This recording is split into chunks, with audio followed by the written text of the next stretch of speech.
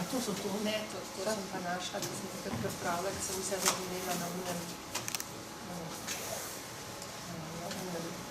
ko sem šla z unim otročki takrat na tabor, to je imela za njih pa pol, tako drugače.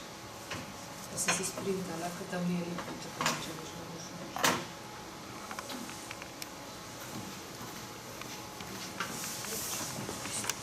Ova iz družinskega in terapevtskega centra Pogled v Domžalah, tamle smo na Cankarjevi. Sva specialistke zakonske in družinske terapije, mava še pač neka druga, kako bi rekla, usposabljale sva se tudi v Cambridgeu prav za delo z ljudmi s travmami. Ena od naših dejavnosti je pa tudi izdajanje knjig dr. Daniela Sigla, ki smo ga lani tudi gostili v Sloveniji. In prva njegova knjiga, ki smo jo izdali, je ta Celostni razvoj otroških možganov, druga pa Vihar v glavi, pripravljamo pa zdaj še eno. Originalni naslov je Nov drama disciplin, prevod bo Vzgoja brez drame. Tako da, zdaj ne vem, koliko midve sva enkrat že imele tukaj v Domžalah to predstavitev knjige Celostni razvoj. Zdaj ne vem, koliko vas to zanima, osrednja tema današnjega večera so najstniški možgani, ampak če želite, pa mogoče Barbara lahko pač v nekaj stavkih pa tudi pove vsebino te knjige, no, če vas to zanima, saj zakaj gre. Ali to preskočimo? Če imate vsi najstnike in vas to ne zanima, pa če ste že bili zadnjič, pa najbolj ne zanima. Že imate? Imate. Pa bomo pa to preskočili, čeprav so tiste teme, ki bi rekla, potem ta knjiga o najstniških možganih je mogoče drugače strukturirana kot ta celostni razvoj otroških možganov, je pa fino najprej prvo prebrati, no. Saj tako, da se operira z nekim osnovnim znanjem, kot so pač te možganske integracije, kot je integracija leve in desne možganske polovice, pa spodnjih in zgornjih delov možgan, ker to zelo vpliva na to, kako smo sposobni, mi temu rečem. Če tele se samo ustaviš. Sem to bi rekla, ne. Iz te knjige mogoče, to je ta prva metoda, ki je najbolj osnovna in ki govori in v tej tudi, ki jo bomo še izdali, je tudi to zelo bolj močno razdelano. Oziroma je v tej knjigi Nov drama disciplin je razdelana samo ta prva. Ampak tudi to je pomembno tudi za najstnike, ker namreč, če se mi z otrokom čustveno ne povežemo, je čisto vseeno, ker ta govori o tem, najprej se čustveno povežemo, potem mu pa nekaj razložimo, postavimo mejo, kakorkoli. To se pravi, najprej se z desno polovico možganov, ki je intuitivna, ki je telesna, to je govorica telesa, govorica občutkov, povežemo z otrokom in potem, ko smo enkrat ta stik vzpostavili, pa začnemo še z nekim učenjem, postavljanjem mej in tako naprej, ampak to velja tudi za najstnike in to velja tudi v vseh odnosih. Tako da se mi zdi ta metoda zelo pomembna in bi ob tem samo to rekla. Če mi z otrokom, ko je še mlajši, tam do 12 let, do 11, delamo na ta način, da vsaj večino časa, ne bi mislili, da moramo ves čas in popolnih staršev ni in tako naprej, ampak če otrok dobi občutek, da starši so sposobni vzpostaviti stik z njim, to se pravi, ko on pride k njim z eno težavo, z enim problemom, da ga slišimo, da ga vidimo, da začutimo, kako mu je, da se ob tem umirimo sami in da potem mu lahko nekaj povemo, ga razumemo, stvari nekako uredimo. Če tega občutka otrok nima že v otroštvu, da tam je nekdo za njega, ki nekaj zdrži in ki je sposoben stik vzpostaviti in obdržati nekaj časa, potem bomo težko v najstništvu ravno to delali. Sicer je najstništvo en tak obdobje popravnega izpita, če tako rečemo, ker se takrat možgani zelo močno razvijajo in imamo zelo veliko priložnosti spet vplivati, ampak ta stik je toliko pomemben, da se mi zdi tlele, nekako ne moramo pričakovati, da bo otrok, ker potem se zgodi to, kam, to je to osnovno vprašanje, k komu greš, ko ti je težko. A greš lahko k staršem ali ne? A moraš iti, moraš kar sam s tem upraviti, ali imaš tam enega odraslega, ki bo nekaj zdržal. Ali pa v najstniških letih je pa ta tema pomembna še predvsem zaradi tega, ker a je tam en starš, kateremu lahko grem, ko imam težave, ali pa ko sem neznosen. Ko sem tudi neznosen, ali starši zdržijo to mojo neznosnost na način, da napadajo ven, ker če tam ne bo enih staršev, potem bojo šli k vrstnikom. To je pa en zelo velik rizični faktor za najstnike, ne? Da se oddalijo od odraslih in se potem čisto oddalijo od odraslih in grejo samo k vrstnikom. Ker ker potem podivjajo. Ne? No, jaz bi pa mogoče samo še to dodala, da ta metoda povežite se in preusmerite je v tej naslednji knjigi Nov drama disciplin oziroma Vzgoja brez drame. Pravzaprav je cela knjiga samo v tej metodi. Če je recimo v tem celostnem razvoju veliko tudi teh nevroloških tem, čisto teoretičnih, jih je tam morda malo manj ali pa so malo bolj povzete, je pa zelo veliko situacij opisanih in bolj natančno podana ta metoda s tem, da je poudarek nov drama, ne, da to, kar je Barbara prej govorila, je pač osnova, ampak finta je pa v tem, a mi to zmoremo takrat, ker nam otrok ni všeč. Vzpostaviti stik ni samo takrat, kad je fajn, ampak predvsem tudi takrat, kad je njegovo vedenje recimo za nas nesprejemljivo, kad ni v redu. A se mi zmoremo toliko umiriti in najprej čustveno povezati, zato da ga lahko umirimo, da ga pol sploh lahko vzgajamo. Ker takrat, ko smo vsi vznemirjeni in vsi iz sebe, se ponavadi ta krog dramatičnosti samo še stopnjuje. Tukaj je pa seveda na staršem ta odgovornost, da zmorejo to narediti. Na otrokih ne, zato ker oni tega sploh ne zmorejo. To je zdaj recimo pač nekaj malega o tem prvem delu, ker otroci sploh se ne zmorejo sami umiriti takrat, ko se vržejo na tla, pa bi ga najraje pustili, pa nam je naroden tam v trgovini. Moramo vedeti, da oni enostavno nimajo ne možganih, ne nevrološkega sistema tako narejenega, da bi se zmogli umiriti sami. In o tem pač govori naslednja knjiga, je pa to seveda nekako ta način ali pa ta kultura, vzpostavljena po vzdrževanju odnosov, je pa tista osnova, da pač potem to zmoremo tudi z najstniškimi otroki, ker takrat je pa težje, pa druge stvari so. Tako da zdaj mi da imamo eno takšno navado, da imamo tako razvito. Jaz pač, Barbara je zelo natančno opisuje ta možganski del, jaz bom pa zdaj nekako bolj nasplošno povedala o tem najstniškem obdobju.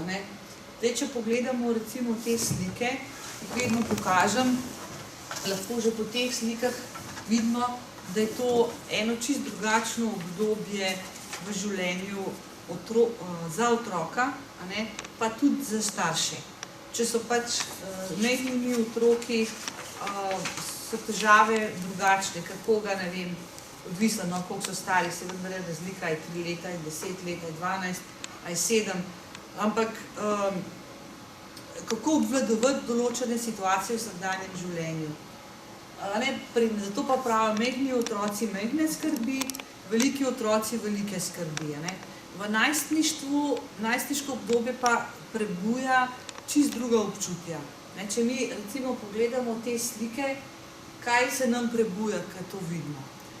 Recimo skrb ali pa tudi nek strah, ker tam tisti temne gor so tudi kar malo zastrašujoči, če bi jih na cesti srečal, pa da so sami, pa da so še ena klapa skupaj, ki se zelo spodbujajo v tem divjaštvu, ki najstniki zelo drugega spodbujajo, ki so v skupini, ki ga dobiš samega, se lahko drugače z njim pogovarjaš, ampak vrstniki so za njega zelo pomembni, tudi kar en strah ali pa eno grozo ali pa odpor, potem recimo, če je bila ta deklica včasih, če bi šli tam v celostni razvoj, če bi dali njeno sliko, bi bila tam ena lušna punčka, ki bi bila nam tako prikupna, pa bi, ne vem, mogoče zvečer težko zaspala, pa imeli te probleme.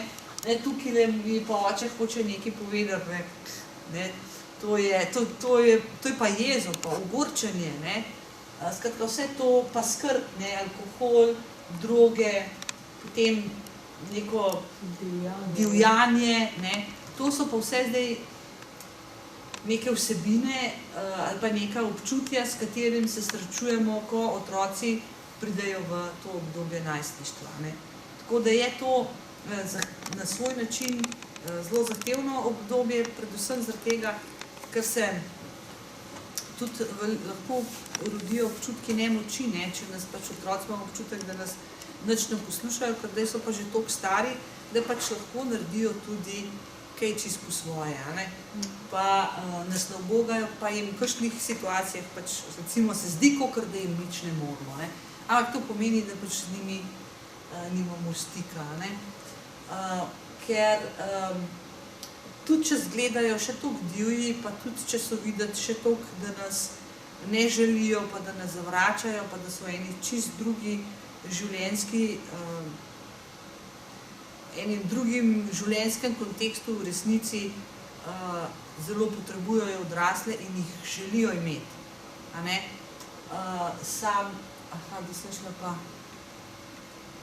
Sam na drugačen način. Tako da ta knjiga, tako kot tudi prejšnja, da vsa ta spoznanja, ki so zapisana v tej knjigi, temeljijo na določenih raziskavah, ne. V 90-ih letih je bilo, to imenujemo desetletje možganov, se je na tem področju naredilo zelo, zelo veliko raziskav in pa spoznanj, ki jih prej v možganih nismo imeli. In čeprav je tudi zelo veliko vprašanj, a ne, ampak predvsem nam je ta sodobna tehnologija omogočila, da raziskujemo možgane na način, ki jih prej nismo mogli. Gre za to, da zdaj lahko raziskujemo žive možgane, a ne? In sicer z magnetno resonanco, in sicer lahko raziskujemo možgane tako v njihovi strukturi, kot v njihovem funkcioniranju skozi celo življenje, ne. To je pa seveda zdaj odprlo in zelo, zelo, zelo veliko novih spoznanj o tem, kako mi sploh funkcioniramo, ne. In to je nekako zapisano v teh dveh knjigah, ne. To zapravo v strukturi, kako se možgani razvijajo in pa kako funkcionirajo, ne. In ta trenutek, ne, zelo veliko raziskav poteka. Če vas zanima, na YouTubeu je veliko tega, ne, raznih predavanj, konferenc, tako da te stvari so kar dostopne nam, ne, in se jih lahko ogledamo. Sta pa tukaj dve sliki. Eno je, skratka, mi lahko raziskujemo žive možgane. In tako so tudi v bistvu zdaj šele spoznali, kaj se v resnici v glavi dogaja v tem najstniškem obdobju, ne, ker ti lahko, na primer, vzameš, ne vem, neke najstnike, pa jim kažeš neke podobe, pa lahko vidiš, ne vem, aktivnost možganov, na primer, kako funkcionirajo družbi vrstnikov, a ne, ali pa recimo, kako funkcionirajo, če so sami, kako se odzivajo na kakšne slike, ali pa recimo sploh sledijo razvoju, ne, od, ne vem, zgodnjih let, pa potem vse to ali v celo obdobje najstništva, ne. Pa seveda še veliko, veliko drugih stvari, ne. Jaz zdaj nisem nevrolog, tako da... Te slike spodne, a ne spodna slika, te deli, ki so obarvani oranžno, kažejo dele možganov, ki so bolj aktivni. To recimo si ne smemo predstavljati, kot če gledamo recimo porazporeditev temperature po zemlji.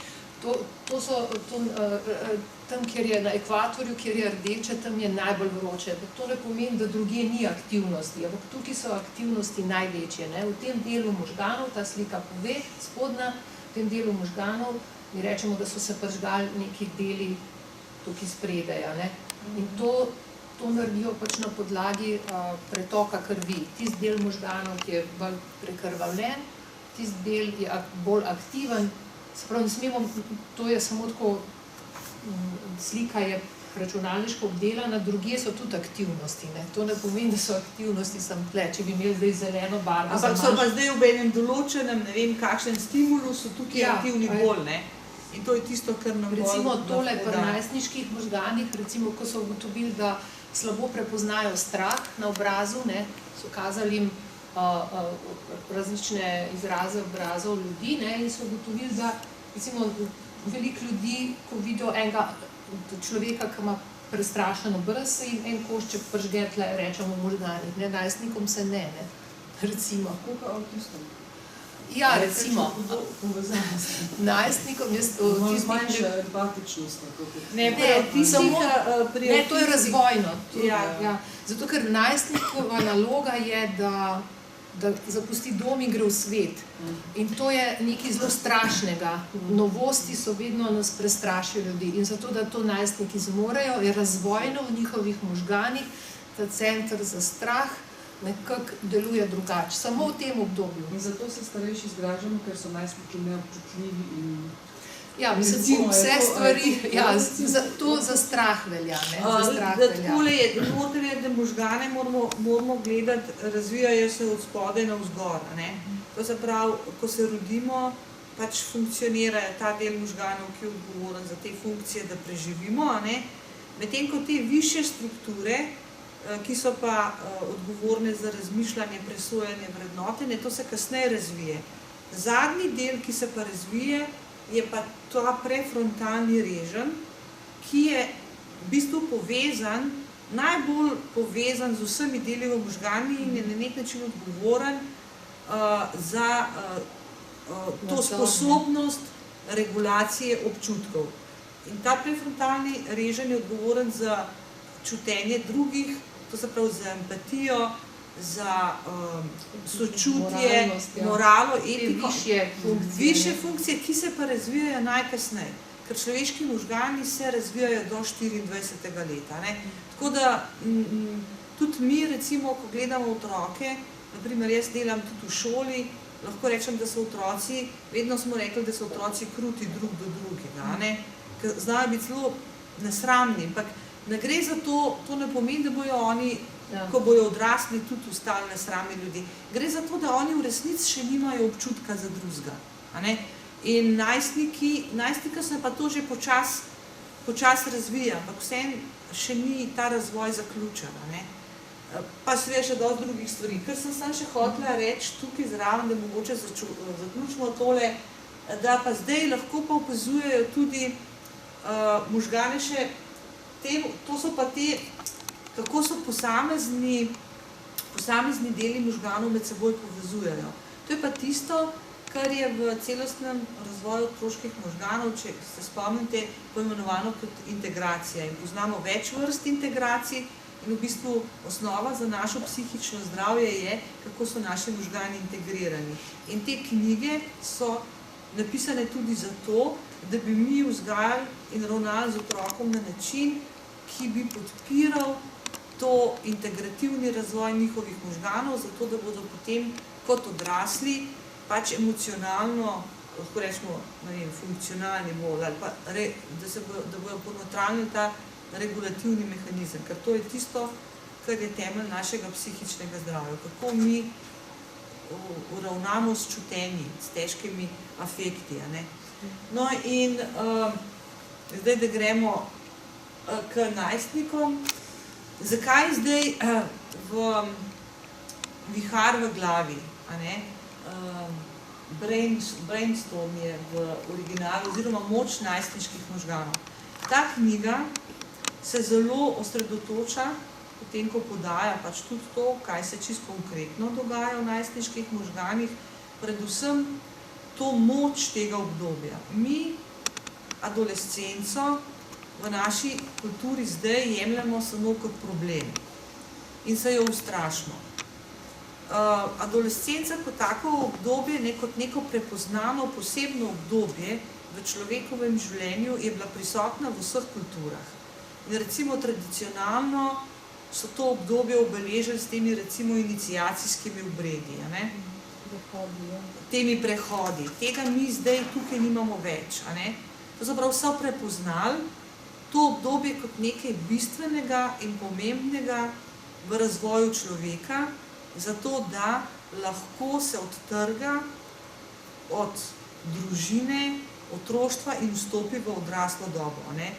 Zato je za najstnike tudi pomembno, s kom se družijo, kako jih ljudje vidijo. In ta knjiga malo hoče vrniti pozornost pa naše razumevanje na v bistvu moč in pomembnost tega obdobja. Ne samo na ta strah pa težave, ki jih mi vidimo, da jih bo najstniško obdobje prinesel. Ker to je, jaz lahko recimo, če povem čist primer iz prakse terapevtske, recimo tistega, mi se zelo bojimo teh vrstnikov, pa da ne bojo, da bojo preveč žurali, pa da bojo kakšne droge pa poprobali, pa da ne bojo hodili v šolo in tako naprej, pa velike enega besa, pa jeze, pa lahko se odgovarjajo, grdo se pogovarjajo. To so vse stvari, ki se jih mi ustrašimo. Ampak, če dobimo v terapijo, recimo najstnika, ki je, jaz se spomnim enega fanta, ki je bil z enih vidikov najbolj priden fant. On je hodil. V šoli mu sicer ni šlo dobro, ampak on je bil čisto neproblematičen. Doma je bil, nikamor ni šel, nobenih vrstnikov, z nobenimi vrstniki se ni družil. Zdaj, če jaz to takole govorim, vsak te začuti, to pa ni v redu, to pa ni v redu. Ampak v bistvu je bil zelo neproblematičen. Ampak to, da je bil neproblematičen, je bilo zelo problematično. Zaradi tega, ker on ni razvijal tistih veščin, ki so potrebne, da odrastaš. In če se najstniki ne družijo, da se zaprejo v svoj svet, so v bistvu nefunkcionalni za eno odraslo življenje. In je potem zelo težko zaposnelo se na nek način socializirati, zapoznelo dozoreti. Ne razvijajo tistih lastnosti, ki so potrebni, da mi lahko funkcioniramo kot aktivni, kreativni, odgovorni, ustvarjalni odrasli. Recimo, in to je problem. Tazga najstnika je treba poriniti v življenje, poriniti v družbo, ampak z teh tistih stvari, ki si jih mi ustrašimo, jih pa pri njemu ni bilo. Na drugi strani seveda pa lahko včasih pa pride tudi kakšen najstnik, je pa čisto podivjan, ne posluša odraslih, nori, je divje oblečen, na zunaj neobvladljiv, ampak mogoče je s tem lažje kot zunim, ker ta še vse ima in življenje vse. Zdaj, to, ko se najstniki družijo z vrstniki, ki je meni enkrat ena mama, ki je bila v terapiji, sicer so prišli z mlajšim otrokom, pa je rekel, njen starejši sin je bil pa gimnazic. Bil pa zelo priden, pa zelo uspešen, pa same petke, pa uspešen športnik, skratka vse, kar si lahko želiš, Pa je ona rekla, mi bomo šli na morje in on, groza, želi imeti zabavo na našem vrtu, Saj jaz verjamem, da se je ona ustrašila tiste zabave na vrtu. Lahko to pomeni, a bojo pil, a bojo tam kakšne droge, ali bojo kaj noreli, kaj se bo zgodilo. Se pravi, je treba na nek način to zabavo organizirati. Mora biti tam en odrasel, ampak že ona je pa tako rekla ne in zmožno sta mu že v samem štartu prepovedala to zabavo, ker to je bilo toliko ene groze, da je imel on zabavo. Jaz sem rekla, ampak vi ste lahko srečna, da ima vaš najstnik toliko prijateljev, da jih lahko domov na piknik povabi, ampak domov, da se počuti toliko varno, da bo doma naredil piknik, ne pa kje drugje, ker nekje drugje bo šel med vrstniki. Je pa pač seveda, če pa nek varen in zaupljiv odnos starši, bojo se že tako dogovorili, da bi šle stvari na nek način pravo smer. Ker to je najbolj nevarno je, če najstniki se ne družijo z vrstniki, ker se prav tudi čustveno ne usposobijo, takrat se zelo veliko stvari dogaja, Zato je pa najstništvo čustveno zelo naporno obdobje, pa si naprimer to druženje z vrstniki, zelo velike enih kompleksov, občutkov manj vrednosti. Se sami veste, kakšne stvari smo vse kot najstniki. Vse punce so bile bolj luštne, pa ta je bila tako dobro napravljena, jaz pa nisem bila taka. Fantje so imeli druge probleme, tam so bili vedno eni fantje, ki so bili neki frajerji, eni pa niso takšni, ne. Ampak, če ti to zdržiš, da ne pobegneš iz tega ven, zato ker ti čustveno tega ne zdržiš, se delaš. Ker človek se v bistvu dela tudi, ko prečuti stvari. Tako da to je ena zelo, zelo pomembna komponenta, a ne, druženje z vrstniki. Skratka, če gremo nazaj zdaj na to knjigo, vse te raziskave, a ne, v možganih, ki zdaj nam omogočajo, da bolj razumemo, kaj se dogaja s človeškimi možgani sploh, oziroma z možgani mladostnikov, kot je ta pač tema te knjige, pa našega današnjega večera, so ugotovili, da je, kar se tiče mladostnikov, kar veliko bilo do zdaj nekih zmotnih prepričanj, ne. Vsi so mislili, da je to obdobje, ki traja od 12. do 24. leta, a ne, in seveda so razlike med njimi, a ne, ni 12 pa 24 let isto, ne. Ampak v tem obdobju, to je obdobje, ko se naredijo tako, da lahko grejo, a ne.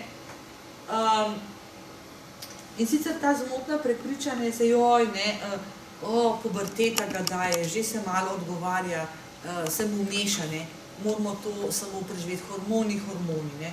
To je dosti tako, da ljudje na splošno govorijo. Samo, da imajo neke težave z najstniki, ne, to jaz v šoli vidim, recimo, tam že v 9. razredu. Sam, da ne zmorejo ustvariti nekega stika z otroki, najstniki. Zdajle jih so jim hormoni podivjali, ne. Ni tega, da mogoče pa mi kaj ne znamo, a ne, čeprav so divji, no, moram reči, pa včasih to res ni lahko zdržati. Posebej, ker jaz v šoli jih imam na kupu, ne, ker se zelo spodbujajo v tem vedenju, pa je res včasih naporno, da ne bi. Ampak danes se ve, da to ni zaradi hormonov, ampak zaradi sprememb teh v možganih, o katerih bo potem Barbara govorila. Potem eno od prepričanj, da je to treba samo obdobje, treba samo preživeti, pa bo pa v redu, pa boljš. Samo da damo to čez, da je to, da se pač ve, da to ni samo eno obdobje, ki ga moramo preživeti, da to ni samo čas nezrelosti, ampak da je to zelo, zelo pomembno obdobje v razvoju človeka in da moramo mi določene lastnosti podpirati, a ne? Ravno zaradi teh lastnosti so potem kasneje v življenju lahko uspešni. In če smo mi kot odrasli malo bolj tankočutni, ne, lahko prvo ob teh svojih... To, kar si sam rekla, ne, v bistvu je to eno obdobje zelo intenzivnega razvoja. In ker se možgani razvijajo na podlagi izkušenj, je pomembno, kakšne izkušnje jim mi nekako omogočamo, oziroma koliko jih pri tem vodimo, koliko jih podpiramo, ne, in to, kar si ti tle piše, ne, to, da bi jih morali popolnoma spustiti, to absolutno ne velja, ne, ker lahko res veliko naredimo, ne, ker je to obdobje toliko močnega razvoja, ne, in takrat, ko se stvari močno razvijajo, takrat lahko pomagamo oblikovati. Ja, to obdobje je potrebno v življenju. In če človek ne more živeti nekega zdravega mladostništva z vsemi temi stvarmi, ki se jih mi tako zelo bojimo, je potem njegovo odraslo življenje zelo okrnjeno. Jaz sem imela v terapiji eno punco, ki je v bistvu do nekega 15. leta živela eno dokaj povprečno normalno družinsko življenje. Potem so se pa začele v družini, to so bile zunanje okoliščine, dogajati same grozne stvari. In sicer smrti v družini, kar za povrstjo so umirali. Najprej je umrla njena babica, na katero je bila zelo navezana. Vsi so umirali pa za rakom, ne. Veste, da je pa umiranje za rakom, je pa že za odraslega človeka, če si zraven, zelo, zelo huda stvar, ne. Tam se je pa to dogajalo in je babica, ki so oni za njo skrbeli, potem je oče in je ona za njega skrbela bolj kot njegova žena oziroma njena mama. Potem je še neka njena sestrična, ki ni bila dosti, skratka, sama neka groza, veliko enega strahu. To sigurno ni bilo obdobje za njo, da bi lahko uživala, pa se zabavala z vrstniki, pa se spraševala, ne vem, a je dost lepa, a ni lepa, ali pa karkoli se že mladostnice sprašujejo, ne? Saj se ne samo to, se še tudi kakšne bolj globoke stvari.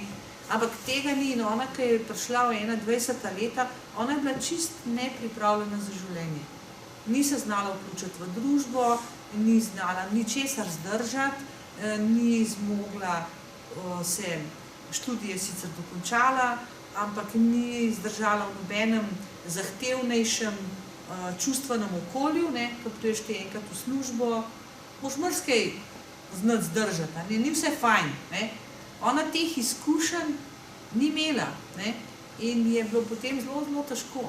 Morala v bistvu, to je res zelo pomembno obdobje in osredotočimo se na to besedo moč najstniških možganov. Skratka, mladostništvo ni samo obdobje norosti ali pa nezrelosti, ampak je pomemben čas te čustvene napetosti, vključevanja v družbo in pa ustvarjalnosti.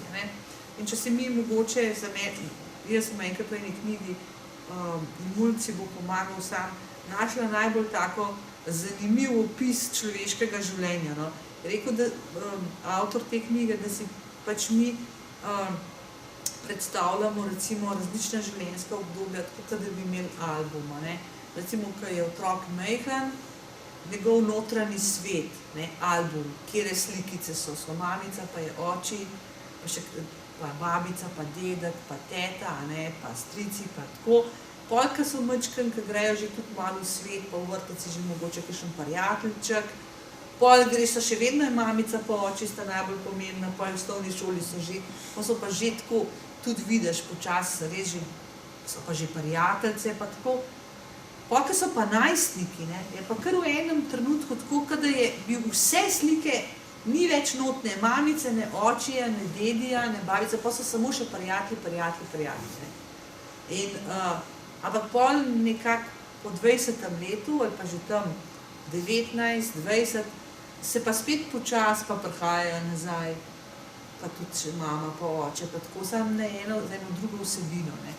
Je zelo odvisen, kako mi to najstniško obdobje preživimo skupaj, da ta vsebina ne bo konfliktna, ker v najstniškem obdobju je prav zaradi tega, ker so tako ponorijo ti najstniki, se lahko zgodi ta generacijski prepad, ta trk dveh generacij, ki se lahko potem vleče kar globoko v odraslo dobo. Skratka, lastnosti mladostništva so prvo velike spremembe v strukturi in delovanju možganov.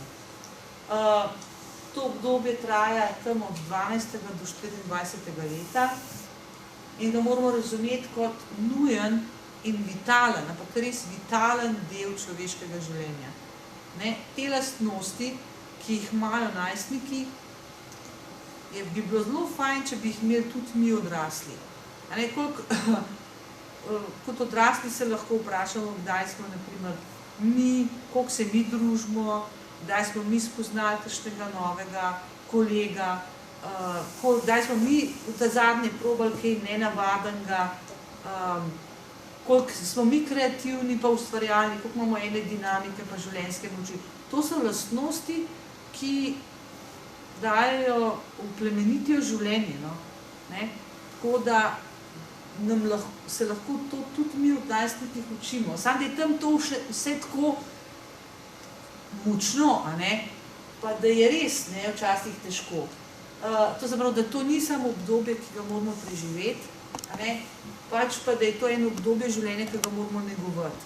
Recimo, to je obdobje, ki želijo zelo močno odkrivati nove stvari. To je zelo dobro. To je bilo fajn, da bi tudi odrasli imeli nekaj tega, da bi želeli nove stvari. Sam recimo, no, zadnjič je ena gospa, pa tudi en primer sem zadnjič, mislim, da sem ga tudi v knjigi zasledila, ki pač recimo kaj narediti, ki je najstnica, presebna najstnik, prišla domov, da ona bi šla pa na štop po Evropi. Ne. To je ta želja po odkrivanju novega. Ne. Ampak najstniki, kot bo pol Barbara govorila, ne vidijo nevarnosti. Ne. Mi kot odrasli, seveda ne moramo 17 let staro punco, ker pusti, da šla štopati po Evropi, se to je jasno. Ampak če bomo zdaj lahko ta pogovor, ne, če imamo mi v glavi to, da mi moramo nagovoriti in podpirati te lastnosti najstništva, smo lahko veseli, da ima ta poriv po odkrivanju novega vseba. Ne. Zdaj mi ne bomo šli nasprotni, da bi rekli, to si ti nora, lepo te prosim, to pa ne, kaj ti pride na misel, ma ni govora. Ne. Ona bo pa itak, ja, grem, hočem, bi šla na štop, pa na koncu, ne, dokler si v moji hiši boš delala tako, kaj jaz rečem. Ali za vse to so te stvari. Ne. Lahko gremo tudi na drugačen način. Ne. Kaj pa bi rada videla, ne, da se zanimamo ali pa, ne vem, vesela sem, da si tako radovedna, pa da te zanimajo stvari. Jaz sem tudi zelo rada potovala, ker sem bila mlada, naprimer. Ne. Je že čist drug pristop, da se podprimo ta impuls po odkrivanju novega. Ampak kako bi mi to lahko naredili, da bi bila pa stvar varna. Ne? In zdaj, če imamo mi nek spoštljiv odnos ali pa varno navezano z otrokom odprej, nam bo prisluhnil. Ne? Če pa ne, če smo se grdo z njim pogovarjali, pa najbrž težje. Ne? To hoče reči, da je treba podpreti te ali pa recimo hoče, ne vem, to je pa tudi v knjigi napisan ta primer, mladostniki imajo zelo radi bende. Ne. Sicer tega zdaj imamo manj, ampak sem bila pa jaz mlada, sem imel pa vsi en bend, naprimer. Ne. Seveda, vse skupaj na bendu je stalo dobro, ampak to je bilo tako fancy izgledalo in vse to je bila divja muzika, nora muzika, tisto obdobje je bilo obdobje, ker sem bila jaz mlada panka, ne, tako da te bendi ni bilo tako zelo simpatično za videti. In vsi starši seveda so po vrsti prepovedali to. Ne. No in tle je tudi primer noter, ne, ker so bili preveč glasni, pa se jim pa v eni kleti prepovedali, da bi vadali. Ne. To je napačno, to se pravi, s tem bi zatrli ta impuls iz ustvarjalnosti. Treba je nekako priti nasprot, kako bi lahko to naredili, da bi bilo za vse v redu. Ne. To je tisto, kar rečemo z besedami, da moramo podpreti te lastnosti. Ne smemo se samo nasprot postaviti. Ne. Poskušamo razumeti ta impuls, čeprav je tak grob, je divji, pa tudi res navaren. Skratka, da je to so določene lastnosti, ki jih moramo nagovoriti, podpirati. Ne? In da je to čas bistvenih razvojnih sprememb, ki so ključne za posameznika. Ne? Da lahko pač vstopi v odraslo dobo in se osamosvoji. To je pa pomembno tudi v končni fazi za družbo. Ne? Skratka, mladostništvo ima 4 bistvene lastnosti. Eno je iskanje novega, drugo je vključevanje v družbo, tretjo je ta povečan čustveni naboj in pa ustvarjalno raziskovanje. Problem mladostništva je samo to, da imajo te lastnosti pač pri njih tudi določeno tveganje. Ne? Dobra plat iskanja novega je sigurno ta strast do življenja in odprtost do sprememb. Ampak pri njih je ravno zaradi določenih sprememb v možganih pa problem to, da oni to vznemirjenje precenjujejo in podcenjujejo tveganje. In je dejansko zaradi tega mladostništvo tudi zelo nevarno obdobje v življenju in veliko mladih ljudi umre, ne? Recimo v nesrečah z motorji pa avtomobili, ker precenjujejo to vznemirjenje in podcenjujejo tveganje. Potem dobro je to, sem že prej malo povedala o tem vključevanju v družbo, če se najstnik ne vključuje v družbo, to je velik, velik problem. To se pravi, prvič nastajajo odnosi, ki dajo oporo, pa tudi oni se kot ljudje delajo v teh odnosih, a ne? Ampak problem pa je, ne, če pa nimajo zraven odraslih, s katerim bi imeli nek varen odnos in se od njih oddalijo, pol pa ponorijo. Ne. Pol pa njihovo vedenje postane res zelo tvegano. Pa počnejo neumnosti, pa grejo v razne tolpe, pa v razne združbe, pa pač, ker je ta potreba po odnosih pa pripadati enostavno toliko velika in bistvena in potrebna. Ne.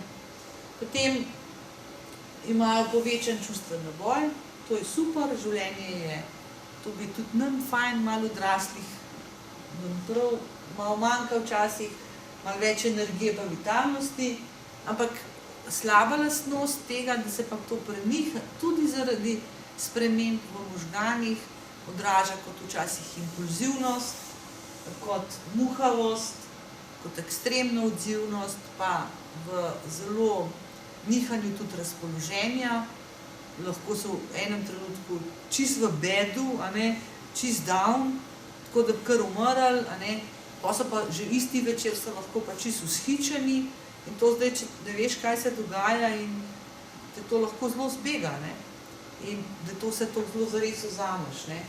In pa ustvarjalno raziskovanje, kar je itak super stvar in v šolo in z katerakoli druga področja udejstvovanja, ampak nevarno je pa to, da jim pač včasih zmanjka usmerjenosti, a ne, pa bi oni bili danes igralci, jutri pa, ne vem, kaj drugega, ne. Zelo so dovzetni za pritiske vrstnikov, oziroma v družbi vrstnikov se oni čisto drugače obnašajo. In to je res zanimivo opazovati, ne. In zato se tudi v šoli toliko velikrat včasih pride do prepirov med socialno delavko pa učitelji, ne. Ker socialna delavka tistega najstnika, ki ga dobi v pisarno, ne, dobi samega, ne. In oni z njimi se toliko luštam pogovarjati. Pa tako se jim začne razvijati malo ta abstraktno razmišljanje, pa tako o smislu življenja, pa o čustvih bi se radi veliko pogovarjali, pa to. Ampak pa pridejo med vrstniki, pa včasih nič od tega ne ostane. Ker bojo vse naredili za to, da bojo sprejeti. In potem je to tako veliko nasprotje in moš včasih jih iti pogledati, kako se oni med vrstniki obnašajo, ne. Tam je pa pol čisto drugačen. Ampak skratka, rabijo te odrasle, no. Tako da mi pa tudi lahko se od njih kaj naučimo za našo lastno vitalnost, ne. Zaprav bistvo mladostništva je ta čustven naboj, vključitev v družbo, novosti in pa ustvarjalno raziskovanje, ne. In pa še enkrat, res poskušamo se osredotočiti na te pozitivne vidike mladostništva in ne te stvari gledati tako dokončno, da se oni obnašajo. Sej oni pa 22 ne bojo več taki, ne. Ni treba, da smo mi mogoče na vsako stvar tako reaktivni, pa ogorčeni, pa se zgražamo, ne. Joj, groza, kakšno frizuro, joj, kako je oblečen. Sej pri 25 letih ne več oblečen tako, ne. Pa seveda še veliko drugih stvari, če te imam pol kakšno vprašanje, se lahko tudi še kaj. Tako da nevarno je, najbolj nevarno je, če se odmaknejo od odraslih. Dajo občutek, da so samostojni, dajo občutek, da nikogar ne potrebujejo, da jih moramo pustiti pri miru, ampak v bistvu nas pa rabijo. V bistvu vedno rabimo generacijo za sabo, tudi pol, ko smo starejši, ne. Moramo vedeti, no, da ni najstništvo eno obdobje, ki se oni popolnoma, oni mogoče želijo je tja v Ljubljano, v študentsko naselje živeti sami, stran od staršev. Samo to ne pomeni, da jih ne bomo prišli pogledati, ne. Ker recimo jaz imela v terapiji, se prav spomnim 2 sestre, ki sta bile najbolj ogorčene, da jih starši, ki sta študirali v Ljubljani, niti enkrat nista prišli pogledati, kje je bilo. Zdaj ti starši tudi sicer niso funkcionirali. Ampak tudi če zgleda, tudi če težijo k samostojnosti pa neodvisnosti, ampak ne želijo biti zapuščeni, ne želijo, da se mi ne zanimamo za njih. In to je zelo pomembno. Okay. In za njih je življenje tudi zelo naporno. Se lahko kar mislite, da vsemi temi lastnostmi ni lahko živeti. Okay. Pa jaz sem še malo teh, spremembah boš ti dala, da bom rekla. V glavnem, na tem prvem je nekako samo povzeto. Se pravi, v možganih se naredijo spremembe, ki pa niso zaradi hormonov. To so spremembe, ki so genetsko vezane na razvoj. Ko pride določena starost, se tudi po povečanju izločanja hormonov mora nekaj sprožiti. Tako da hormoni so samo ena od stvari, ki v tem puberteti oziroma v tem začetku najstništva so sproženi pač razvojno, tako kot otrok v enem letu jaz nekako sprogramiran, da začne hoditi pač tam enkrat okrog, tako se pač sproži ta obdobje tega intenzivnega dozorevanja vseh področij. In te spremembe v možganih so predvsem so recimo tako prevzete v 4 točkah, bomo potem na naslednjih vsako posebej. Se pravi, zelo se spremenijo ta razmerja v izločanju dopamina. Dopamina je ta nek nevrotransmiter v možganih, ena kemična snov, ki povzroča ta občutek ugodja v telesu. Potem se zgodi eno obrezovanje, bom pol povedala, kar naprej je slika. Potem se naredi ena mielinizacija za vse to. In pa ta slika tukaj pa kaže to, kar je že rekla Andreja, da pride do, če je prej recimo ta razvoj poteka recimo v možganih te integracije, nekako, bom rekla, če rečemo linearno z leti, pač kot so otroci rastejo, tako so možgani vedno bolj povezani, se pa zgodi to dozorevanje možganov, gre, tako kot je rekla Andreja, od ozadij naprej. To se pravi, ta del možganov, ki je odgovoren za čustva, ta limbični del se hitreje razvije. Ta del, ki je pa prefrontalni korteks, ki je odgovoren za to kontrolo, se pa razvija na zadnje. In zdaj si lahko predstavljamo, da pride tukaj do enega nesorazmerja. Ta graf kaže, da s časom korteks se razvija tako nekako sorazmerno, tale del pa zelo prehiteva, in če si tako predstavljamo, da smo v avtu, da gas dela boljš, bremza pa ne sledi, in šele tam na koncu, čez 20 letih, se to spet nekako uravnoteži. Tako da to nesorazmerje je pol tudi seveda težava, problem. Daš lahko naprej. Zdaj, ta dopamin je tako, dopamin, ta nevrotransmiter, ki povzroča občutek ugodja v telesu, to se pravi, tisti občutek vznemirjanja, tisti občutek, ko nam je fajn, so ugotovili, da recimo pri majhnih otrocih je to nekako sorazmerno. Se pravi, če je majhna nagrada, majhen dražljaj, je majhno zadovoljstvo. Ne, obratno. Majhni otroci na vsak najmanjši dražljaj so ful hitro zadovoljni. To, kar poznamo, ga malo pohvališ, je ful srečen. Pri odraslih je to nekako, se naučimo sorazmerno. Se pravi, če se za nekaj zelo dolg časa zelo trudimo in nam uspe, smo potem zelo veseli, če pa nam kakšna malenkost uspe, smo malo veseli. Ali pa majhne pohvale smo malo veseli, nekega groznega uspeha se zelo veselimo. Pri najstnikih pride pa do ene spremembe v tem dopaminu, prav na ta način, da oni pa začutijo ugodje, se pravi ta dober občutek, samo ob velikih količinah dopamina. Se pravi, tako da majhna zadovoljstva, majhne stvari ne povzročijo nobenega zadovoljstva. In zato imajo pol, to, kar je rekla Andreja, najstniki to razloži ta dva neka. Najprej jim se dolgočasijo, pa jim vse brez veze, in da preidejo iz tega dolgočasja v neki, mora biti eno veliko vznemirjenje. Majhno vznemirjenje tega dolgočasja ne prežene. To se jim mora toliko dogajati. Ja, pa še ta stvar je, ne, da nekako, človeški možgani so po naravi, če rečem temu, so narejeni tako, da je vsaka nova stvar je v principu nevarna. To se pravi, mi se bojimo vedno novih stvari. Pač šele pol z izkušnjami počasi nekako prepoznamo, kaj je zares nevarno, kaj ne.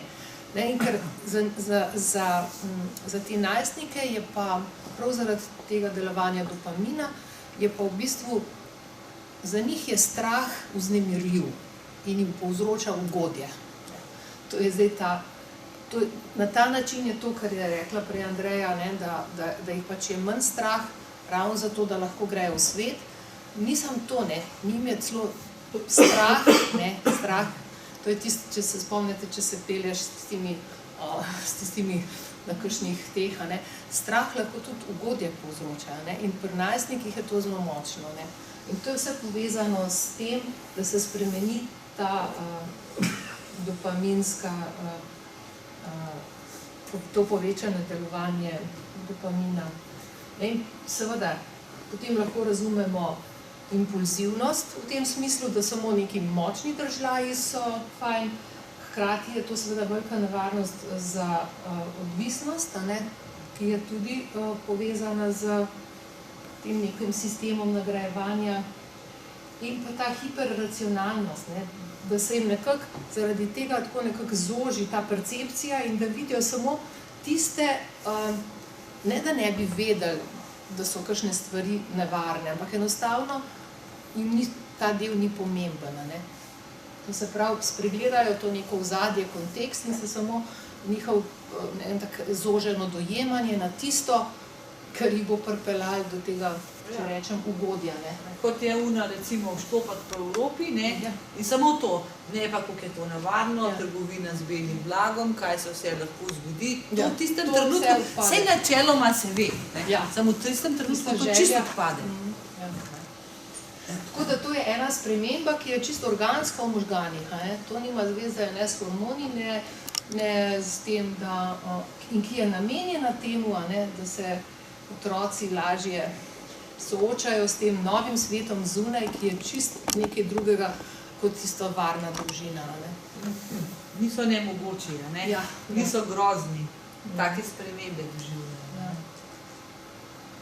Druga sprememba, ki se naredi v možganih, se ji reče obrezovanje. Potem recimo, kot obrezovanju drevesa se reče. Tukaj so 3 slike, ki kažejo nekako nevrone in te povezanost med nevroni. To je sicer tako v okviru, ko govorimo o integraciji, govorimo o povezavi med različnimi deli možganov. Tukaj je pa narisano to, pa velja za vse predele možganov, da ko se otrok rodi, ima že vse nevrone. Se pravi, tistih 100 milijard nevronov je v njegovih možganih že, ampak niso med sabo povezani. In potem se do 6. leta, tam na drugi sliki se vidi, kako se vsi ti nevroni zelo močno povežejo in to je to obdobje, ko rečemo, da otroci so kot gobe, ko pijejo vse informacije, ko se učijo. To pravi, da se na vsako sekundo se 1000 povezav naredi v možganih. To so res take ogromne številke, ki si mi sploh predstavljati ne moremo. Ampak seveda, če si predstavljamo možgane kot eno strukturo, ki rabi neko podporo krvi, da to lahko funkcionira, nekih žil, vse to mora funkcionirati. Če bi možgani ostali tako močno povezani, to ne bi mogli recimo optimalno funkcionirati, zato se pri najstnikih zgodi ena stvar, ki rečemo obrezovanje, kar pomeni, da odvečne povezave se nekako obrežejo oziroma se nekako odmrejo. Odmrejo, tako kot recimo mi, če hočemo drevo, da bomo imeli manj sadežev, pa potem pobrežemo, zato da so tisti pol večji in bolj zdravi. Skratka, v mladostništvu se odvečne povezave obrežejo in ostanejo tiste, ki so bile najbolj uporabljane. Ne? In zato je to eno obdobje, kjer lahko zelo močno z izkušnjami, ker namreč vse te povezave med nevroni, ko mi različne stvari izkušamo, te povezave se, ko mi rečemo, prežigajo, se pravi se aktivirajo in tiste, ki so bolj aktivne, ki jih večkrat uporabljamo, več časa, tiste se okrepijo, tiste, ki jih ne uporabljamo, odmrejo. Ne? In tukaj velja ta princip uporabi ali izgubi. Se pravi, to obrezovanje pomeni, da so možgani postanejo bolj funkcionalni, da lažje delujejo, ker so potem, namreč tem, če so povezave močnejše, pomeni, da so tudi hitrejše. Tako da, se je že, ja. In tudi še tretja stvar, ki se ji reče mielinizacija. Tukaj je recimo en nevron, tako sem malo, ki ima dendrite, ki ima tole akson, to se pravi, to je ta nitka, in na koncu so tiste končki aksona, s katerimi se potem tisti deli se povežajo spet na dendrite naslednjega nevrona. In ta nitka, po kateri zdaj znotraj tega nevrona teče v bistvu tak minimalen električni tok. In vsaka taka nitka, po kateri ta električni tok teče, je ovita z eno maščobno, se reče mielinsko ovojnico, ki služi tako kot en izolator pri žicah. In zdaj v puberteti se zgodi da se začnejo v tistih povezavah, ki jih najbolj uporabljamo in ki so najbolj pomembne, se ta izolacija udebeli, kar pomeni, da impulzi po tem aksonu tečejo hitrejše. To spet pomaga najprej tisto rečenje, potem pa ta izolacija, če tako rečem, povzročita to, da pač možgani delujejo boljše in hitrejše. Tako da in boljš funkcionirajo. Ja. In ta tretja stvar, to je pa v bistvu to je bilo že na tistem prvem slajdu, to se pravi zorenje možganov, ker ko dozorevajo možgani, se ta siva snov v skorji se zmanjšuje zaradi obrezovanja. Bela mielinizacija, to se pa povečuje. In tukaj je pač en graf, ki kaže tako z leti, koliko se zmanjša ta siva grey matter, koliko se zmanjša v procentih. Ja. No in tukaj je pa zdaj samo še ena slika tiste integracije, o kateri govori tudi ta prva knjiga. Ko so možgani nekako dozoreli, možgani so, ker je to zelo kompleksen sistem, je njegov osnovni, tako če gledamo biološko, osnovni problem možganov, ki ima 100 milijard celic in ne vem koliko povezav je, kako ta sistem zdržati v ravnotežju. In sistem je v ravnotežju tako, da se posamezni deli specializirajo in med sabo ti posamezni deli povežejo. In potem imamo tukaj, ta slika predstavlja tele rdeče pike, so tako kot reče, kot eni vozlišča ali hubi, to je iz teorije mrež. In nekako, če se hočeta dva nevrona povezati, ki je eden recimo če rečem v tem prefrontalnem delu, pa en pa nekje tam vzadej, se povežeta tako, kot če si predstavljamo, da obstajajo v možganih ene avtoceste, so prav ene povezave, ki so zelo hitre in zelo močne, in potem do te povezave pride tako, da se najprej poveže do prvega tega huba in potem po avtocesti do drugega in potem tam še naprej. In to omogoča pač to dobro funkcioniranje možganov, pa tudi uravnovešanje, recimo. Tako da se mi zdi, da je... Kako lahko to povežemo? Prosim? Kako lahko se poveže? A se naravno poveže? To se povezuje skozi izkušnjami. Aha, z izkušnjami. Mi si predstavljamo, ker eno osnovno pravilo je, ki je v tej knjigi, dva nevrona, ki sta hkrati prižgana, se lahko povežeta. To se pravi neurons that are wired together, fire together, rečejo v angleščini, se pravi. Moramo nuditi takšne izkušnje, recimo, če si predstavljamo to povezavo med prefrontalnim korteksom in tem limbičnim delom, ki je odgovoren za čustva. Se pravi, vsakič, ko mi s tem korteksom se naučimo umiriti ta limbični del, pomeni, da smo ta dva dela povezali. In če to velikokrat delamo, to je to učenje regulacije, se ta pot nekako utrdi in je hitrejša in potem bolj funkcioniramo. Se pravi, da korteks uravnoveša ta limbični del na ta način. Tako nekako.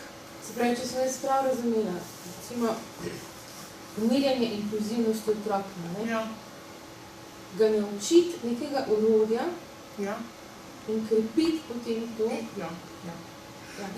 Katero so pa zdaj orodja? Orodje je pa osnovno to.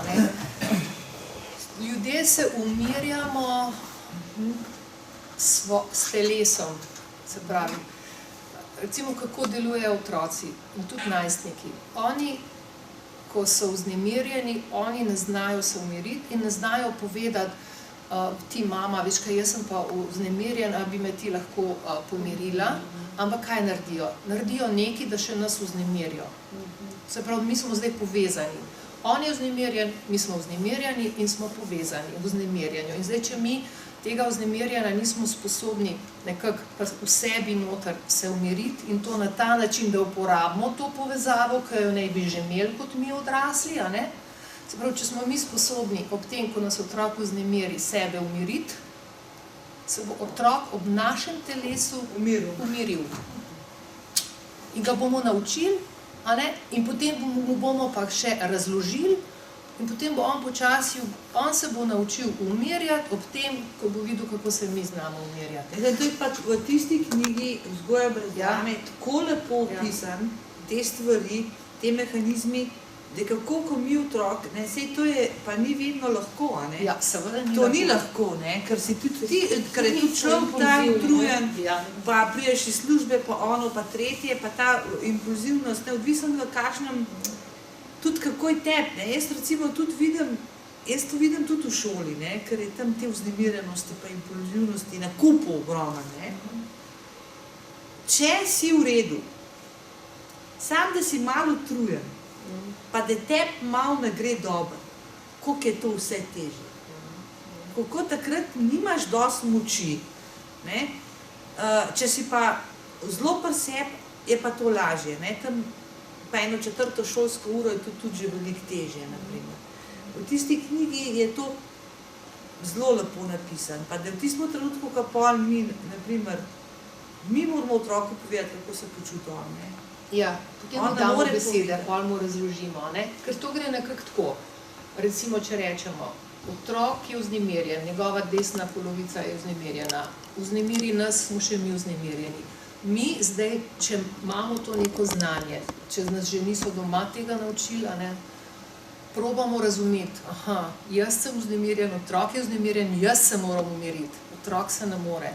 Se pravi, probam razumeti, kaj se je dogaja. Pri otrocih je velikrat in tudi pri najstnikih je nekaj, kar se zdaj dogaja, pa je v zadnji še nekaj, kar je spodaj. Da ne sodimo vedno dejanj, ampak probamo razumeti, recimo en majhen otrok, ki je prišel 5-krat, mami, poglej, kaj sem lepega narisal, pa rečeš, pusti me, zdaj ne moram, daj že mir, zdaj moram skuhati, daj počakaj.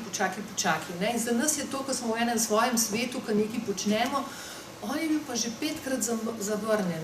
In pol jasno, da bo nekaj naredil, ali bo, ne vem, hudoben, ali bo nekaj vrgel po tleh, ali bo nekaj polomil ali podrl, bo že nekaj naredil, da bomo mi pogledali in bomo videli, kaj je. In če se mi zdaj samo na to dejanje usmerimo, bomo seveda besni. Če pa se malo ustavimo in rečemo, kaj se dogaja, pa se spomnimo, da je bil že 5-krat pri nas, pa da smo mu 5-krat rekli, počakaj. Pa mogoče nam to pomaga, da se malo umirimo in rečemo, pa se ta otrok sam rad pokazal svojo risbico. Mislim, in potem se lahko umirimo in rečemo, a risbico si hotel pokazati, razumem te, da si bil ne vem kaj, in potem mu lahko celo rečemo, ampak tole, ko se razbil, pa ni v redu. Ampak če mi pa kar štartamo na to z eno jezo nazaj, glej, koliko si grozen, kaj si naredil, Nismo te integracije podpirali, ne? Nismo mu razložili, ni on čutil, da smo se mi lahko umirili, ker mi tako vzgajamo 90% s tem neverbalnim in s tem, kar smo. Ja, tlej treba mogoče pa še ena tema, sicer tudi zelo zanimiva, ki sicer ni v tej knjigi, bi se dalo o tem tudi zelo veliko govoriti, so pa afekt, pa čustva, pa vedenje. Mi se seveda vidimo pri otroku, pa tudi pri odraslem, vedenje vidimo. In to vedenje mi presodimo. A je sprejemljivo, a je nesprejemljivo, a je etično, a je neetično, a je grdo, surovo, kakršnokoli. In se odzovemo se na vedenje. A ne? Ampak v bistvu je pa vedenje izraz nekega ozaveščenega ali pa neozaveščenega afekta, čustva, rečemo, afekt, jeza, strah, veselje, žalost, gnus, kaj sem še pozabila, 6 je osnovnih afektov, ne? In sram, ne? To je recimo ena od meni v zadnjem času zelo res zanimivih stvari opazovati, recimo v terapiji, če ljudje nimajo ozaveščenih, da kot odrasli nimajo ozaveščenih določenih, recimo, no, da ne bi to tako zakompliciran zgleda. Naprimer, imam eno punco, ki je živela v alkoholični družini. Ja? Tam v alkoholični družini, oče je bil pač zelo tak ugaben alkoholik, ne? Tam je bilo pač zelo veliko gnusa, ne? Jasno, da ga je bilo, se ti more tak človek gnusati, ne? In pa tudi veliko sramu. Zaradi tega, ker se ga tazga človeka tudi pač zelo sramuješ, ne? In ona recimo, seveda noben ni, on se je pač njej gnusil, ne? In je, zato ker ni zdržala s tem gnusom, je razvila določene oblike vedenja, ki ga kot odraslosti v bistvu ta gnus odigrava. To je recimo motnja hranjenja, zaradi tega, ker je ona da toliko pa ful je občutljiva, ne. Skozi ima občutek, da ni dovolj čista, da smrdi, da noben mu se ne upa približati, zato ker misli, da ima neprijeten vonj, pa nima, on je čisto v redu, ne. To se pravi, to je vedenje, ki še vedno odigrava določen nereguliran afekt, a ne, s katerim šele zdaj prihaja v stik. Ona pač ni vedela, da je to zato, da je to gnusa, ona je pač mislila, da je ona res tako grozna, ne. In daj, to se pravi, vsako vedenje, ne, ima zadnji in določen čustva. Čustva so tista, ki sprožajo določeno vedenje. Daj, če mi pri otrocih, ne, vidimo samo, kako se pač neznosno obnaša, pa se, pazite, pa se res tudi zelo grdo obnašajo. Ne? In to ne pomeni, da bomo mi zdaj, če spustimo, ne? Ja, to ne pomeni, da mi zdaj, če se v ta trenutek ne bomo na vedenje osredotočili, ampak nas bo zanimalo, kjer je tisto čustvo zadaj, da je to vedenje sprožilo. To je to. In se poskušamo s tistim uglasiti, mu nasloviti in že sam beseda, da izrečemo, ga pomirja. Pol pa mi lahko kaj o vedenju rečemo. To ne pomeni, da nas vedenje sploh ne zanima, da se samo za čustva zanima. To sploh ni dobro, ker otroci zelo rabijo, da ta permisivna vzgoja, to ni v redu, ne? Rabijo strukturo. Mi moramo povedati, moramo tudi prevzeti odgovornost za svoje vedenje, ampak v prvi fazi, in to je pri vseh odnosih tako, to je tudi pri odnosih pri odraslih, koliko bi bilo fajn, ne? Koliko bi bilo fino, če bi bil tist, ki bi bil nasproti nas, a je to mož, prijateljica, ne bi videla vedno v prvem trenutku, kako se mi obnašamo, ampak kako se mi počutimo, ki se zaradi tega tako obnašamo. Ja, ampak s tem se mi zdi, da tudi bi bilo treba ga naučiti. Ok, iščeš čustvo, najdeš stik, ampak tudi kritično ovrednotiti sebe in svoje vedenje, ne? Ja, ampak to je mogoče samo takrat, potem, ko si že ta 2 koraka naredil. Mi pa to spustimo in gremo direkt na neko... Glede, to je pa tudi za pridigo, a ne? Tako. In zdaj ste pridige grejo vse mimo. Ja. So oni preveč čustveno vznemirjeni in ta njihov del takrat ne deluje. In tudi... se mi naslavljamo na nekaj, kar ni dostopno. Ja. To je v tisti knjigi tako lepo opisan, pa tudi sicer gre za to, da mi vedno razrešujemo stvarmi, ko so možgani v tako imenovanem stanju dojemljivosti. Mi imamo dva oblike možganov, stanje reaktivnosti pa stanje dojemljivosti. Kadar smo v stanju reaktivnosti, pomeni, da se je izgubila integracija v možganih, pač, ne vem, med levimi, desnimi ali pa strah ali pa jeza, ne, sta ta dva močna. In takrat pomeni, da mi reagiramo, instinktivno reagiramo. To pomeni, da takrat delajo nižje možganske strukture, višje pa ne. In takrat ne more biti nobenega vrednotenja, ker so ta del možganov je odklopljenih. Mi lahko vrednotno ocenjujemo, presojamo takrat, ko so možgani spet integrirani med sabo, zato ker je to domena korteksa. Korteks pa takrat smo mi v reaktivnem stanju ne funkcionira. Da greš ti z otrokom ali pa kjerkoli, tudi odraslim človekom, razpravljati in vrednotiti in presojati v stanju reaktivnosti je izgubljena zgodba. To je že tudi lahko tudi med zakonci vidite, recimo v odnosu, če se odrasli začnejo pa eden to reče, pa drug reagira, to si misli pa on drug na to reagira. Ne? Takrat se mora en ohraniti, ti se v stvari lahko pogovoriš potem, ko si spet integriran, umirjen, ko lahko spet vklopiš korteks, ne? Takrat pa v bistvu to moraš narediti, ne? Moraš to narediti. Ta korak tudi pride. Ja, tudi pride, ker ne moraš kar spregledati, da je pač, ne vem, ne moraš spregledati vedenja, da je otrok zanalaš kar nekaj razbil. Recimo, ne? Se tega ne smeš spregledati, se tega ne sme delati, ne? Ampak ne takrat. Morajo biti možgani v stanju dojemljivosti, torej integrirani. To velja tudi pri odraslih in to funkcionira. Res. To tako je. Ok, kje smo mi zdaj? Ja. Aha, to je še pač tudi tam, da je v tej knjigi, ne? Ja, ta tehnika notranjega pogleda, namreč ta vihar v glavi, moč najstniških možganov, v vsakem poglavju je tudi del določenih vaj, so tudi določene vaje, ki spodbujajo, ne vem, integracijo v možganih, sposobnost empatije, to je ta notranji pogled, sposobnost poznavanje lastnih občutkov, pa potem posledično tudi. To so recimo razne meditativne tehnike sproščanja, čisto v osnovi, pa te tehnike čuječnosti, ki so zdaj zelo popularne, ki izhajajo iz bistvu te tradicije budističnih meditacij, to se zdaj raziskuje. Vse kulture so imele. Vse kulture so imele kontemplacije in tako naprej, ja. No, in ta knjiga pač ponuja tudi veliko teh vaj, ki lahko zelo najstnikom pomagajo prebroditi to čustveno turbulentno obdobje na način, da se podpira ta razvoj možganov. Tako da, mogoče to je stavek z te knjige, ko so v vseh teh nevarnostih in tveganjih, o katerih govorimo v mladostništvu in se jih bojimo, ampak v bistvu je tako, da edina večja nevarnost od tveganja v mladostništvu je, da takrat ne tvegamo. Mi in otroci. Otroci. Ja. Otroci, mi pa z njimi, ne? Ja, Mi pa tudi podajamo na eno neznano pot. To je velika strah. Ne moramo ostati isti, če smo imeli enega najstnika in z njim preživeli mladostništvo. Nismo več isti. Hvala Bogu, ne? Tako da toliko o tej knjigi iz najine strani.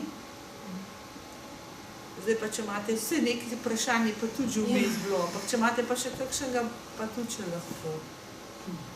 Če bomo imeli potem, ko prespimo, lahko pišemo na moj? Ja, lahko, ne? Lahko, tudi, ja. Sicer ne bi tožali, če ne boste, glih takoj odgovora dobila. A ne? Če bi imela. Če pa imate kdaj kakšno vprašanje, da bi lahko več predebatirala, pa tudi pokličite, pa lahko prede samo na nek informativni razgovor k nam, ne? Pa da je včasih bolj luštno še takole se pogovarjati, ne? Se ne pomeni, da tisti, ki pridejo, ne more kar na terapijo hoditi. Kakšni pridejo, tudi včasih se kaj pogovorita, ne? Človek ima tudi kakšne dileme, vprašanja, čisto v kontekstu življenja, ne? Vse v bistvu pa te, kar ste zdaj povedali, da poimenujemo oziroma najdemo čustvo, ki stoji za vedenjem samim, je na nek način od nas staršev, da se sploh naučimo sami prepoznavati vse te čustve, Pri sebi. nazdanje in jih poimenovati, da lahko porečeš otroku, le počutiš jezen si, ali pa neki ti je bljak, ne. Da ne rečeš bljak, ampak opišeš to zdanje. Zdaj vidite, tisti starši, ki niso v stiku s svojimi občutki, Kako bojo oni prepoznali, kaj in oni niso dovolj dobri starši. Tle je večinoma težav, ko pridejo. Če ti niso v stiku z nekimi občutki, ki so se zgodili tebi kot otroku in kot odrasel, da samo režeš neka občutja, enostavno ne moreš se z otrokom povezati. Pa se tudi nam staršem manjka. Se moramo pač vsega tega naučiti, in otroci so krasno šolali.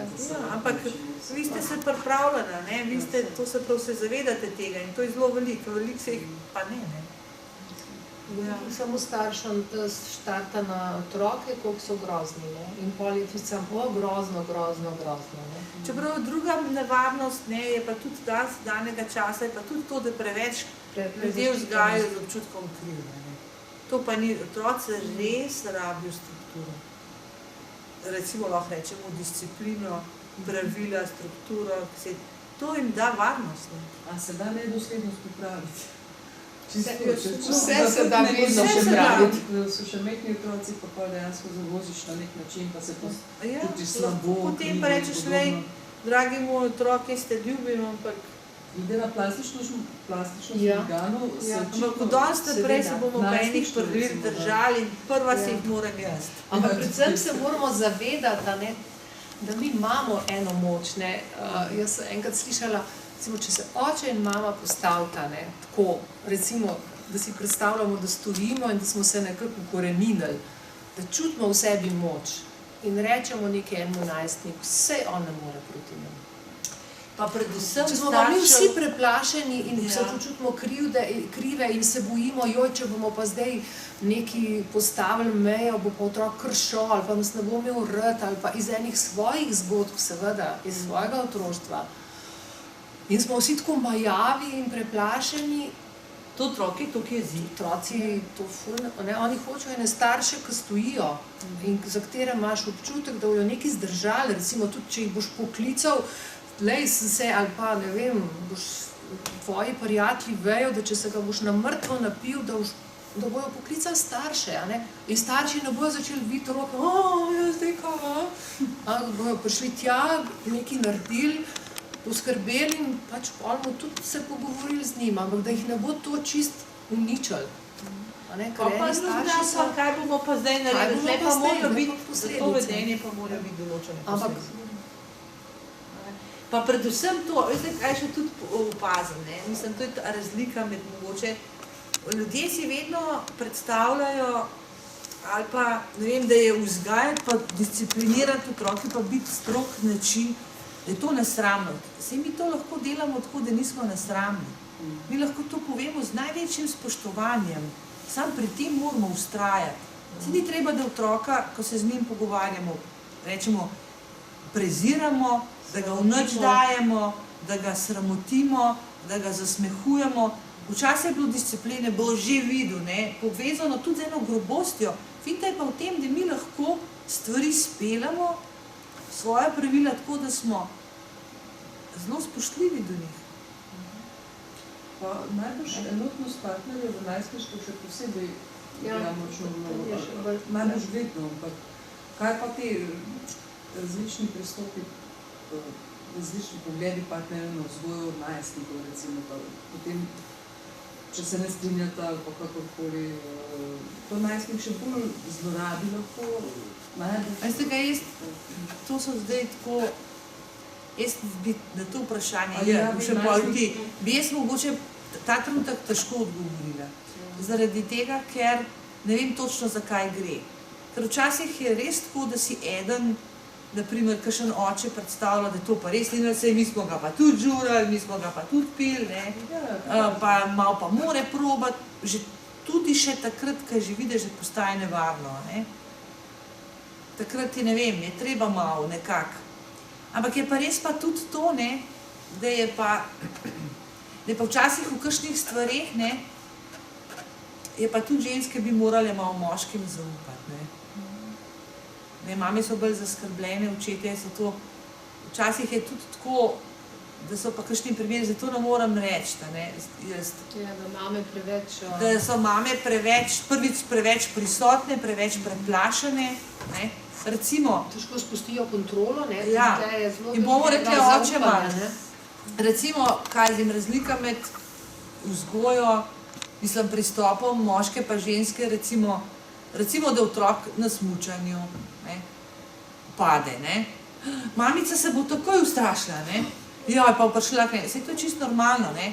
Oče pa recimo pa ne bo takoj prišel, ne, bo videl, a se bo lahko sam, to je pač ta malo moška logika, ne, posebej pa si da, a se bo lahko malo sam pobral, a je dovolj hudo, koliko zmore, da preteče takoj, a ne, pa to ni narobe, a ne. Ja, ni, ne, tako da tlele... Ampak čisto, a najstniki to bolj zlorabljajo? Mislim, zdaj ne mislim, da kdorkoli kaj zlorablja. Ker pri otroci se vidi, da če starša nista enoten, pri mlajših otroci. Potem preko slej najdejo neke obvode, da jim pretentajo enega pa drugega, recimo mami je dala čokoladico pa očiju, ne povejo, pa kaj podobnega, take banalne male zgodbe. A rabi najstnik mogoče samo nekoga tretjega, mogoče tudi odraslega, pa da jim to razmerje samo ni toliko več bistveno. Ne, bi tle malo poenostavila. Jaz mislim, da najstniki rabijo svoje starše, ne enega tretjega. Je fajn, če ima svoje starše, ne. Mislim, da je zdaj problem po mojem pri tej različni vzgoji staršev nastane takrat, kadar starša drugemu nagajata s to vzgojo. Pa še ti. Takrat jaz mislim, da je to problem.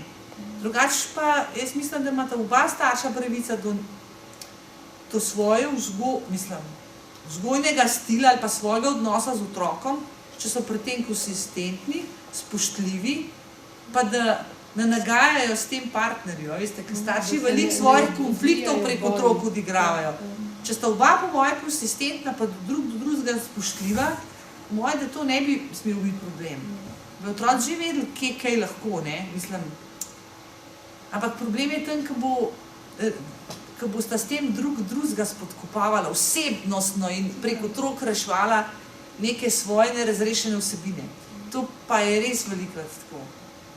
Ker normalno je, da naloga očeta je druge stvari naučiti otroka kot mama. In tako da tukaj, preko se je rekla to, da če skup stopta, če je recimo pri kakšnem, mogoče pri teh postavljanju meja, pri teh zelo konkretnih stvari, je sigurno lažje, če skup stopta. Ja, sem nekaj doma rekel, joj, ne, pustga, no, ne bi to. To ne pomeni skup stopta. Ja, sej te, ampak ne, no, pa kaj si tak, no, rekel, očetje včasih malo. Tako, no, mislim, da ne moramo na ta vaš vprašanje kar tako splošno odgovoriti, ampak bi bilo treba vedeti čist konkreten primer. Nekaj jaz recimo iz vlastne izkušnje mojih staršev, moja mama, ona da sta vedno bila na nek način emotna, ampak velikokrat je mama podredila svoje razmišljanje očetu. In šele čez leta, ko smo urasli, pa se pogovarjali, hvala Bogu, so še danes, potem vidiš, kako dejansko je ta princip delovanja družbe bil tak, da pač je mama podredila svoje...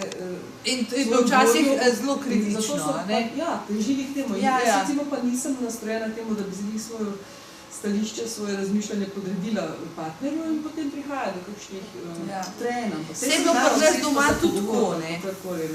Jaz mi občutek, da te mami na nek način ni zaščitila, ampak problem je... Ja, točno tako.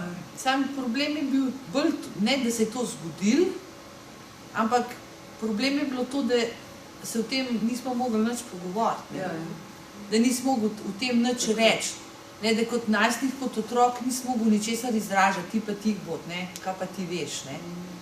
Tako da jaz mislim, da ni nič groznega, če se to glih tudi zgodi, pa da vas je tukaj se vam lasten strah prebuja, kaj je bil odprej. Sam bi bilo pa super, če bi se tem lahko tudi z otroci pogovarjali. Oni bi se po moji čisto radi take stvari pogovarjali. Še niso podstavili, ampak jaz smo pred časom. Ja, ampak seveda. To je bil problem. Če bi v vaši družini tako vzdušje, da bi se te stvari lahko izrekli, ki bi bili pri sebi, ne bi bilo toliko težko. To smo kasneje. Hvala Bogu. Ja, no, se to ni nikoli. Tudi to je ena stvar, no, kar jaz zelo rada rečem staršem. Ne. V bistvu, kadarkoli no, mi postanemo eni ljudje, ki bolj sebe razumemo, ki malo več zdržimo, pomaga to zelo otrokom. Ne glede na to, če so že kar odrasli, pa imajo svoje otroke, pa če prej ne, pa takrat lahko spet, kot ste vi rekli, smo se pa kasneje lahko pogovarjali, ustvarimo. Otroci so nam vedno hvaležni za to, da nekako čutijo, da smo jih zmožni podpirati, da recimo nismo užaljeni. To so pa te zgodbe teh starejših, ker recimo ti, dobro, kakšne mame so že, če otrok ne uboga, pa so pol držijo. Mislim, ker je otrok star 5 let, kar je cel kriminal, no, ampak tega ne dela veliko mam, ampak odraslih staršev, odraslih otrok, ki se kar naprej neki kujajo, mujajo in jim nekaj ni prav in se držijo, tega je pa zelo veliko. Kar pričakujejo, da bojo otroci tisti, ki bojo še zmeri, nekako ne spoštujejo te nove družine. To nastane pol, ko pridajo ti drugi partnerji zraven. Ampak nikoli ni prepozno. Mi kot stari otroci nam bojo zmeri hvaležni, če bomo sposobni stik vzpostaviti, če jih bomo slišali, če jih bomo razumeli, če jim bomo v podporo tega. Pa predvsem, to je pa tudi nekaj, recimo, kar se zelo vidi v terapijah, če bi starši vedeli, kako otroci celo življenje po njih hrepenijo.